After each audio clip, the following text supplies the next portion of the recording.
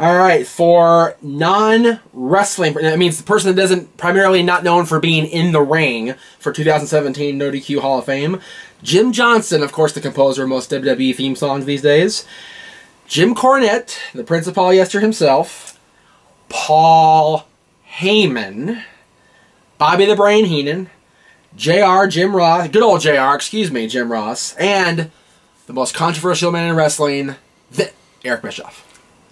So let me say one thing right off the bat. Break it down for you. Yes. Bobby Heenan on this list and not the deceased list. The other list is for wrestlers. That's how it was established, right. Superstar. But you could include Heenan as he was a wrestler at one point. But also, we came up with the nominations before Bobby Heenan passed away. Right. We did that around mid-September. Yes. So that's why Heenan was included in the non-wrestling category. And he was in the non-wrestling category last year as well. So we just stuck him in the non-wrestling category. Now, I think people might vote for Heenan because he just passed away. But I would say that. Looking at it objectively on the list here, I'm not sure I would go with Heenan. I think that I would go with either Paul Heyman, JR, or Eric Bischoff. I'm leaning towards Heyman, not just because of his role in ECW, but also being one of the best managers of all time, managing Brock Lesnar, his longevity in wrestling. I'm torn between Heyman, JR, and Eric Bischoff. What are your thoughts? Who's your pick?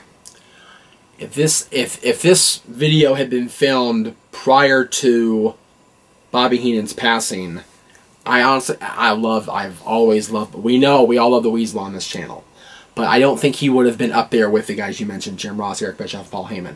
The fact that he's on there now will probably get him a lot of votes. No question about that. He might win it. He might win it because of the situation that we faced this year. If it were a non-biased year for Bobby the Brain Heenan, I would probably go with your pick as well, Paul Heyman.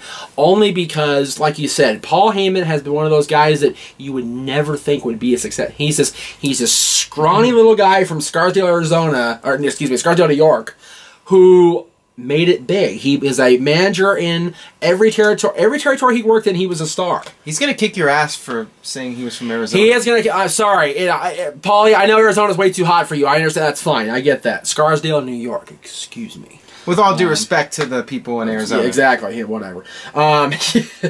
But Paul was a successful manager, a successful promoter for the most part, but he is a part of so many big moments in history, but when you look at it, he will always be the one who led the guy down the aisle that broke the streak. Yes, that is true. That is the biggest thing to put on your resume. My client broke the streak, period. If he did nothing else in this business, there it is right there. I think Paul Heyman's the guy this year for that. All right, well, I agree with you. I'm going to go with Paul Heyman. We'll see what the fans vote for. All right.